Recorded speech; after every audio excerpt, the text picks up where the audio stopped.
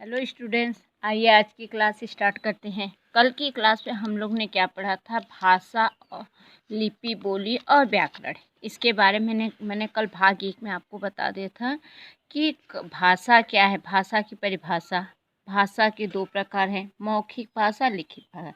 इसको भी मैंने आपको डिटेल में समझा दिया था। फिर उसके बाद मैंने आपको बताया था कि लिपि की परिभाषा भी बताई कि लिपि की परिभाषा किसी भी भाषा को लिखने के ढंग को लिपि कहा जाता है।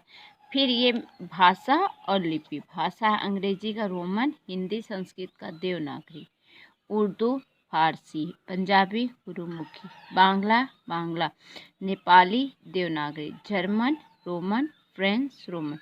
ये आपकी लिपि हो गई और ये भाषा हो गई। फिर आगे हम लोग ने पढ़ा था बोली। फिर भाषा के क्षेत्रीय रूप को बोली कहा जाता है। उसके बाद अब आगे आज हम लोग पढ़ते हैं।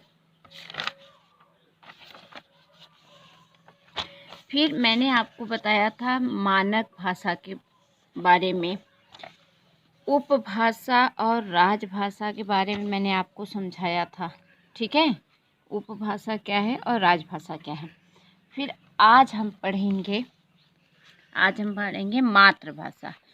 जो भाषा बच्चा सर्वप्रथम अपने घर में, अपने परिवार में सीखता है, जो उसे मातृभाषा कहते हैं। जो भाषा बच्चा सर्वप्रथम अपने घर में, अपने परिवार से सीखता है, उसे मातृभाषा कहते हैं।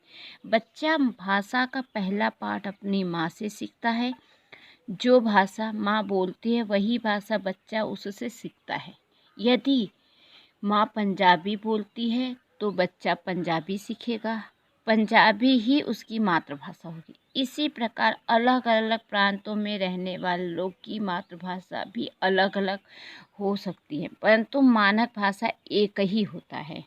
मतलब मानक भाषा एक होता है। मानक भाषा मैंने आपको ऊपर समझाया था कि विद्वानों व शिक्षाविदों द्वारा भाषा का मान्य व स्वीकृत रूप ही मानक भाषा कहलाता है। सब जगह की मानक भाषा एक है। हिंदी की मानक भाषा खड़ी बोली है। हिंदी के मानक रूप का प्रयोग पुस्तकों, समाचार पत्रों, पत्रिकाओं, साहित्य तथा रेडियो इत्यादि में किया जाता है। भारतीय संविधान में 22 भाषाओं को मान्यता मिली थी। लेकिन यहाँ हम लोग क्या पढ़े? मातृभाषा। मातृभाषा उसे कहते हैं जिससे कि बच्चा अपने परिवार से सीखता है, अपने माँ बाप से सीखता है, और उसका पहला पाठशाला जो होता है, उसकी भाषा होती है, उसकी माँ होती है। जैसे बच्चा पहले माँ के शब्द, माँ उससे बोलती है तो माँ के ही शब्द सीखता है। अगर माँ हिंदी बोलती है तो बच्चा हिंदी सीखेगा, माँ इंग्लिश बोलेगी तो बच्चा इंग्लिश। मतलब जो भाषा माँ उससे प्रयोग करती, वही बच्चा शुरुआत में ही सीखता है। जैसे हम आपको बताया कि मातृभाषा से तात्पर्य उस भाषा से है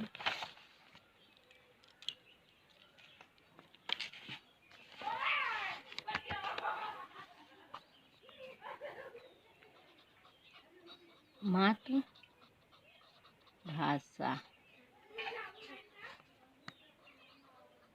की परिभाषा, मातृभाषा की परिभाषा। अब मातृभाषा क्या है, आइए हम आपको बताएं कि मातृभाषा से तात्पर्य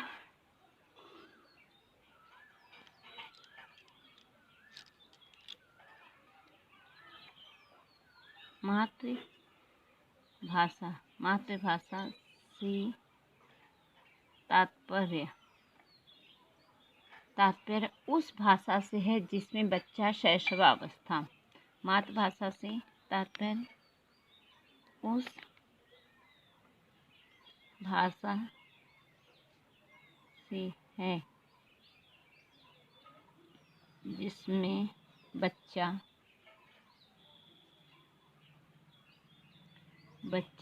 शैशवावस्था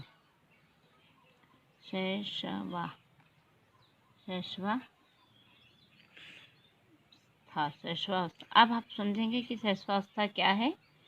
बचपन, शैशवावस्था को क्या कहते हैं? बचपन कहते हैं। बचपन में अपनी माँ या परिवार से सीखता है।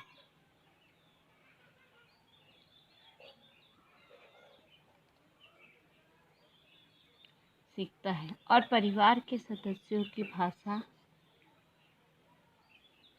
और परिवार के सदस्यों सदस्यों की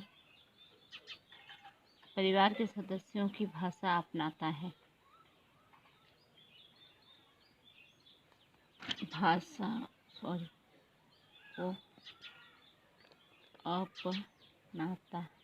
को अपनाता है।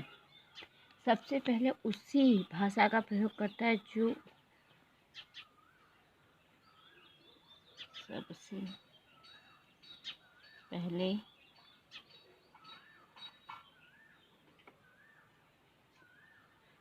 उसी भाषा का प्रयोग करता है जो बच्चे की माँ बोलती है।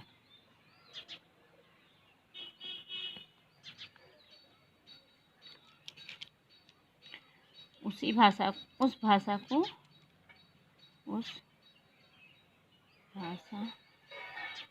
को मातृभाषा कहते हैं। जैसे आपको बता दें,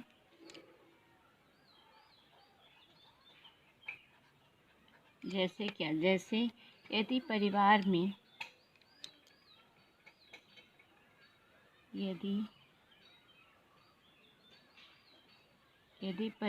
में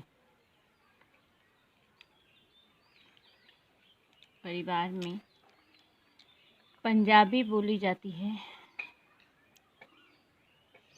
यदि परिवार में पंजाबी बोली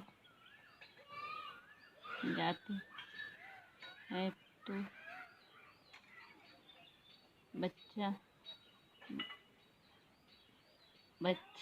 तो बच्चे की मातृभाषा पंजाबी होगी। अब आपको समझ में आया? जैसे देखिए बताएं, मातृभाषा का मतलब क्या है? मातृभाषा से तात्पर्य उस भाषा से है जिसमें बच्चा शैशवावस्था हम लोग किसे कहते हैं? बचपन। जिसमें बच्चा बचपन में अपनी माँ या परिवार से सीखता है और परिवार के सदस्यों की भाषा को अपनाता है। मतलब जो भाषा उसके परिवार में उसकी माँ या उसके पिताजी या उसके परिवार वाले बोलते, वही भाषा बच्चा अपनाता है। वो सबसे पहले उसी भाषा का प्रयोग करता है। मतलब उसके इर्द गिर्द जितने भी लोग हैं जो भाषा का प्रयोग करते हैं, उसी भाषा का बच्चा प्रयोग करता है। जो बच्चे की माँ बोलती है उसी भाषा को मातृभाषा, और जिस भाषा में उसकी माँ भाषा का प्रयोग करती है वही भाषा मातृभाषा होता है। यदि परिवार में पंजाबी बोली जाती हो तो बच्चे की मातृभाषा भी क्या होगी? पंजाबी होगी। इतना आपको समझ में आ गया? अब आइए साहित्य। मातृभाषा तो आपको हो गया। किसी भी भाषा में लिखित ज्ञान का संचित भंडार साहित्य कहलाता है। किसी भाषा में लिखित ज्ञान का संचित भंडार साहित्य कहलाता है। साहित्य में किसी देश तथा जाति के विचार लिखकर रूप में जाति के विचार लिखित रूप में संचित होते हैं। साहित्य दो प्रकार के होते हैं, गद्य और पद्य। समझ में आया? गद्य मतलब कहानियाँ हो गई, और पद्य मतलब कविताएं हो गई, जो कविताएं होती है। गद्य साहित्य में हम अपने विचार कहानी, निबंध तथा नाटक के रूप में प्रकट करते हैं, जबकि पद्य साहित्य में हम अपनी बात कविता के रूप में प्रकट करते हैं। मैंने आपको यही बताया कि देखिए, वापस से बता दे रहे हैं कि किसी भी भाषा में लिखित ज्ञान का संचित भंडार, जो लिख के रखा हुआ रहता है, या किसी भी संचित भंडार साहित्य कहलाता है। साहित्य में किसी देश जाति के विचार लिखित रूप से संचित होते हैं। साहित्य दो प्रकार के होते हैं। साहित्य के कितने प्रकार हैं? दो हैं। पहला गद्य और पद्य। गद्य साहित्य में हम अपने विचार कहानी, निबंध तथा नाटक के रूप में प्रकट करते हैं।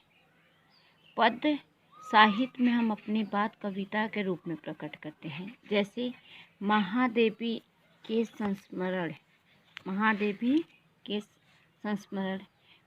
मुंशी प्रेमचंद की कहानियाँ तथा उपन्यास गद्य साहित्य के उदाहरण हैं। गीत, कविता, गजल, पद्य, दोहे, चौपाई, छंद आदि पद्य साहित्य में है।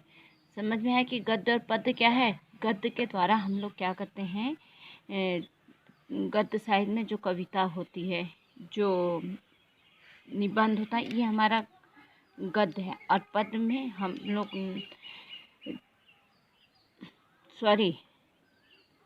गद्य में हम लोग साहित्य है, नाटक है, ये है। अब पद्य में हम लोग कविता, गजल, पद्य, दोहे, चौपाई आदि साहित्य में। अब आपको बता दें, रामचरितमानस और श्री भगवद गीता पद्य साहित्य के अंतर्गत आते हैं। रामचरितमानस और भगवद गीता। अब इसमें पद्य साहित्य के अंतर कैसे आते हैं? इसमें पद्य होते हैं, इसमें संस्कृत के कुछ पद होते हैं, वो तो रामचरितमानस में और भगवद गीता में आते हैं, उसके अर्थ भी होते हैं, लेकिन ये पद्य में आते हैं, इसलिए इसको पद्य साहित्य के अंतर्गत आते हैं। ठीक है, अब आइए हम आपको बताएंगे भाषा और बोली में अंतर। भाषा आपने पढ़ा और बोली। भाषा, पहले हम आपको बताते हैं कि साहित्य के दो प्रकार हैं।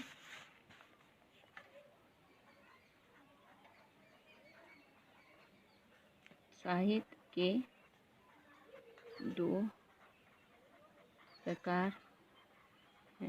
पहला क्या है? गद्य, और दूसरा क्या है? पद्य। ठीक है, अब गद्य में हम आपको बताते हैं कहानी। गद्य में आपका आ गया, गद्य साहित्य में आपका आ गया कहानी, निबंध, नाटक आदि। अब पद्य में आ गया आपका कविता, गीत, गजल, पद्य, दोहे, ये किसमें है? तो साहित्य के कितने प्रकार हैं? साहित्य के दो प्रकार हैं, गद्य और पद्य। कहानी, निबंध, नाटक ये किसमें आ गए? आपके गद्य में, और पद्य में कविता। अब हम लोग आएंगे नीचे, आपको बताएंगे कि भाषा और बोली में अंतर। भाषा और बोली, भाषा और बोली में अंतर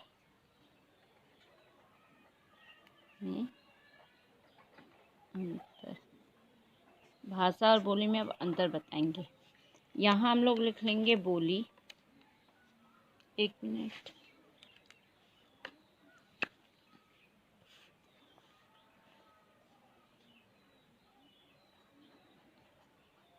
ये आपकी हो गई बोली, और दूसरा हो गया, ये आपका क्या हो गया? भाषा। चलिए, अब बोली क्या है और भाषा क्या है, देखिए।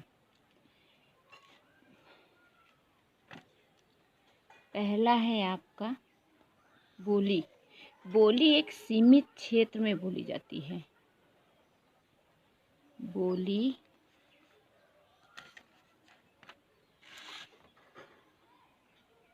एक सीमित क्षेत्र में बोली जाती है। बोली एक सीमित क्षेत्र में बोली जाती है, और भाषा का क्षेत्र विस्तृत होता है। भाषा का क्षेत्र विस्तृत, विस्तृत मतलब क्या होता है? बड़ा होता है। ठीक है, फिर हम आपको बता दें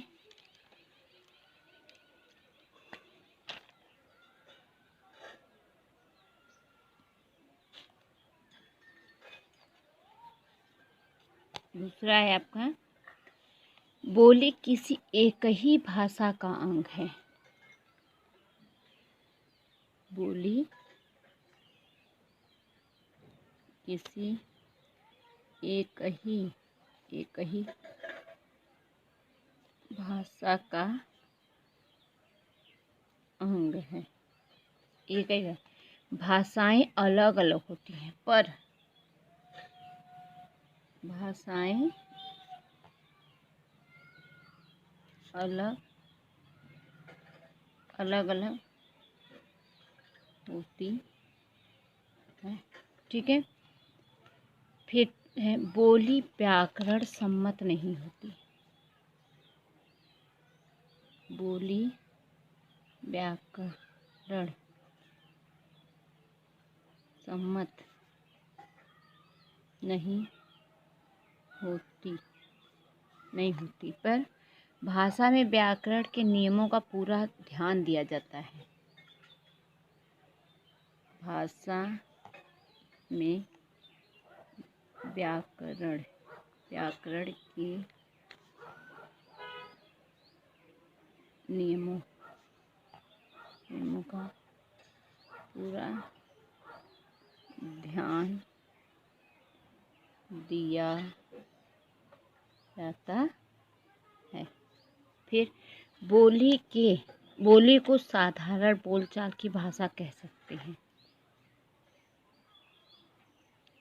बोली को साधारण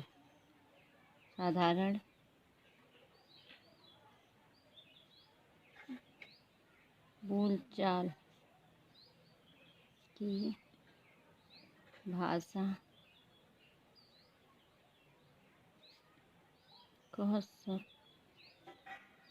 कह सकते हैं। भाषा व्याकरण सम्मत होने के कारण एक विकसित रूप होती है। भाषा व्याकरण सम्मत होने के कारण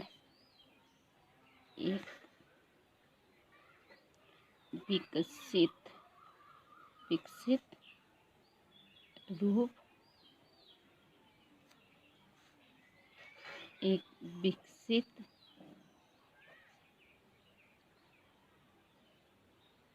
विकसित रूप होती है। अब आपको बोली और भाषा में कितने पॉइंट मिल गए? 4।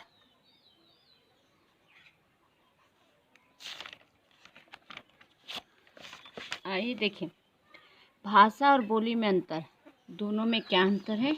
बोली एक सीमित क्षेत्र में बोला जाता है, ठीक है। भाषा का क्षेत्र विस्तृत होता है, मतलब भाषा का क्षेत्र बड़ा होता है। फिर बोली किसी एक ही भाषा का अंग है, परंतु भाषाएं अलग अलग होती हैं।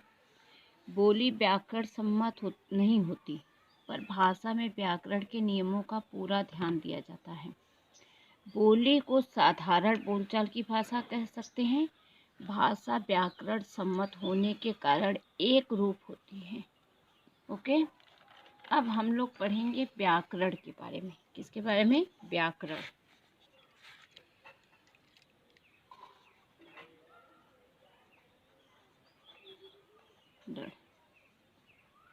आपका हो गया भाषा, बोली। अब तीसरा है आपका व्याकरण। व्याकरण क्या है?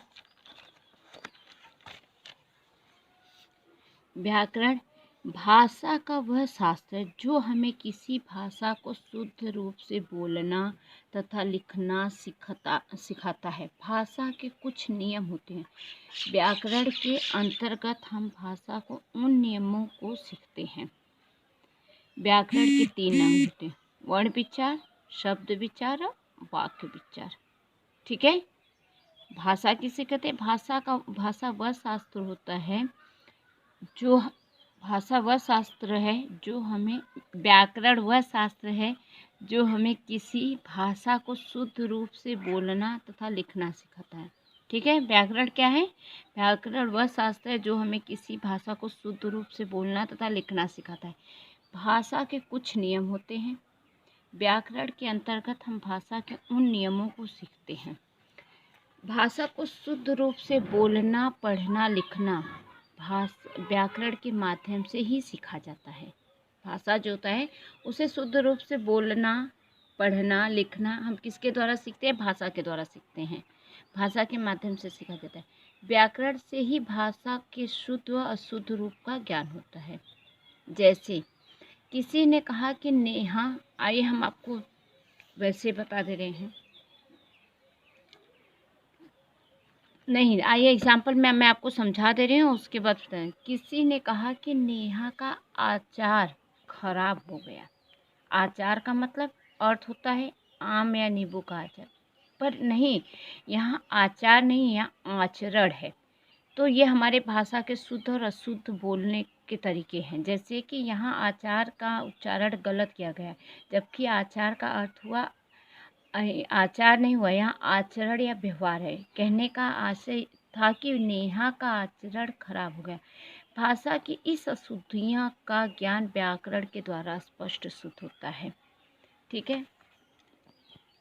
भाषा क्या है? भाषा को शुद्ध रूप से, भाषा को शुद्ध रूप से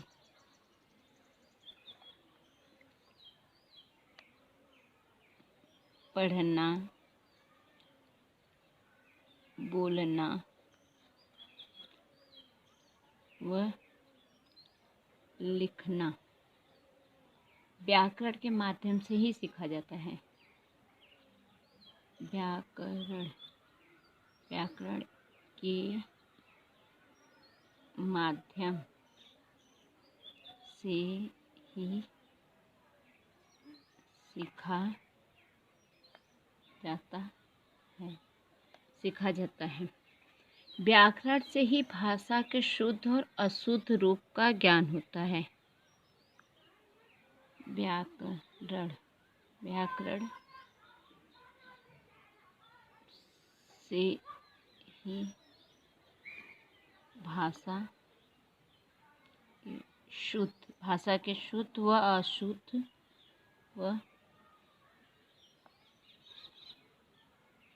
अशुद्ध रूप का ज्ञान होता है।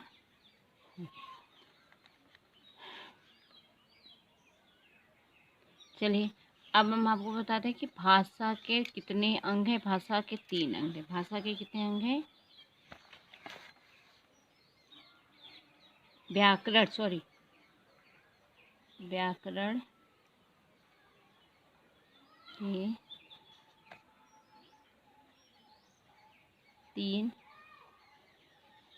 अंग हैं। व्याकरण 3 अंग है। पहला है आपका क्या है? वर्ण विचार।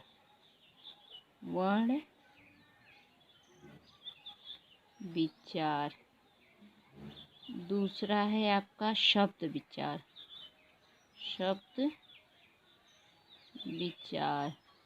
और तीसरा है आपका क्या है? वाक्य विचार।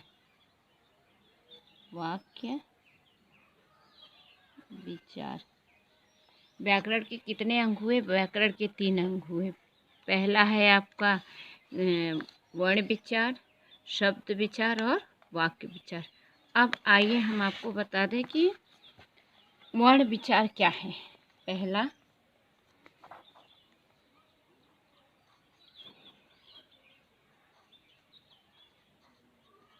वर्ण विचार किसे कहते हैं?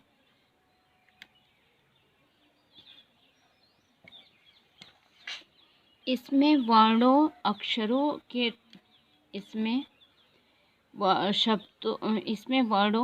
वर्ण मतलब अक्षर के रूपों का ज्ञान प्राप्त करके उसका उच्चारण और भेद लिखने की विधि के विषय में विचार किया जाता है। ठीक है, ये मैं आपको एक्सप्लेन कर दे रही हूँ और आप लिख लीजिएगा। ठीक है, इसमें किसमें वर्ण विचार में इसमें अक्षरों के रूपों का ज्ञान प्राप्त करके उनका उच्चारण और भेद लिखने की विधि को विषय को में विचार किया जाता है। दूसरा है आपका शब्द विचार। इसमें शब्दों के भेद में बनावट, उत्पत्ति आदि के विषय में विचार किया जाता है। और तीसरा है आपका वाक्य विचार। इसमें वाक्यों की रचना, भेद, वाक्य विग्रह और विराम चिन्हों के प्रयोग पे विचार किया जाता है।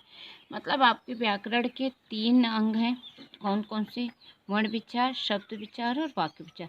वर्ण विचार में अक्षरों का ज्ञान किया जाता है। शब्द विचार में आपको बनावट, उत्पत्ति आदि के भेद का विषय के बारे में जाना जाता है। और वाक्य विचार में आपको रचना, भेद, वाक्य विग्रह और विराम चिन्हों का प्रयोग किया जाता है। ठीक है। अब ये आपके क्या हो गए, आज आपके भाषा, लिपि, व्याकरण का जितना था मैंने आपको एक्सप्लेन किया। अब आइए क्वेश्चन आंसर पे। इसके क्वेश्चन आंसर क्या हैं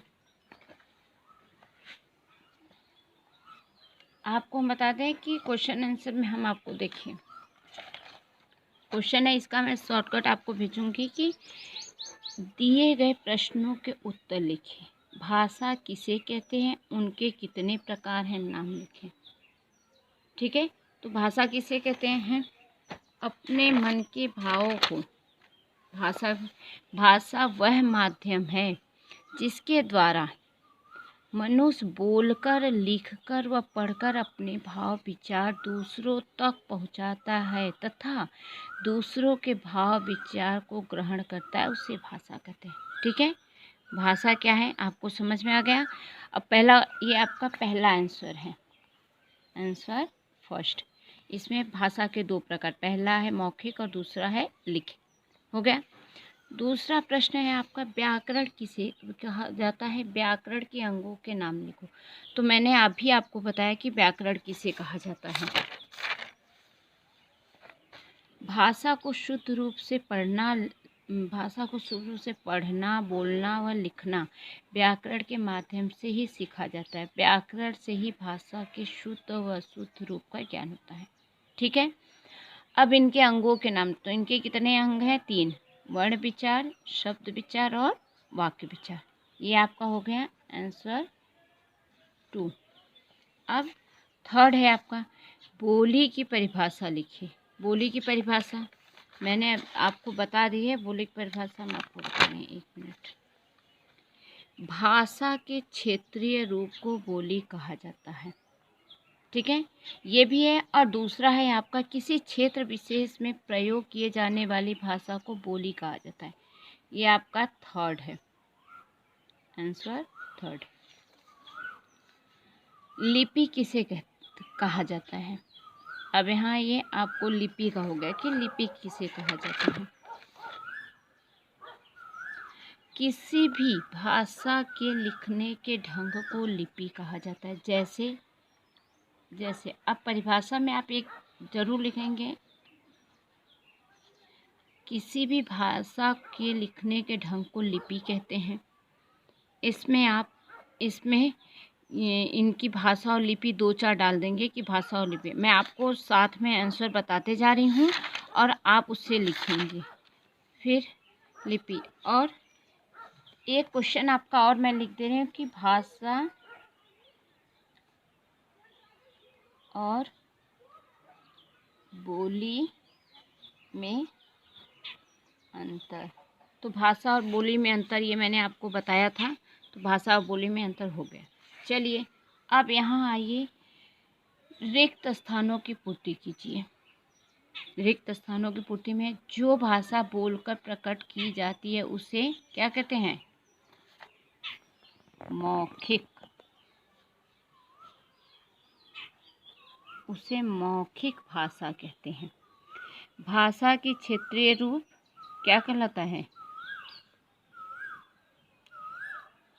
भाषा के क्षेत्रीय रूप को बोली कहते हैं। बोली कहलाती है। भाषा के लिखित रूप को क्या कहते हैं?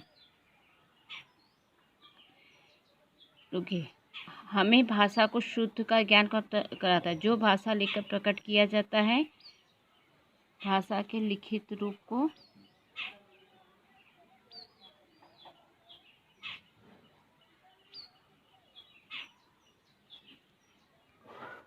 ओके, ये क्वेश्चन मैंने काट दिया है, ये गलत हो गया है। हमें डैश हमें भाषा की शुद्धता का ज्ञान कराता है, तो क्या कराता है? व्याकरण। व्याकरण व्याकरण हमें भाषा की शुद्धता का ज्ञान कराता है। जो भाषा लिखकर प्रकट किए जाए उसे क्या कहते हैं? लिखित भाषा कहते हैं।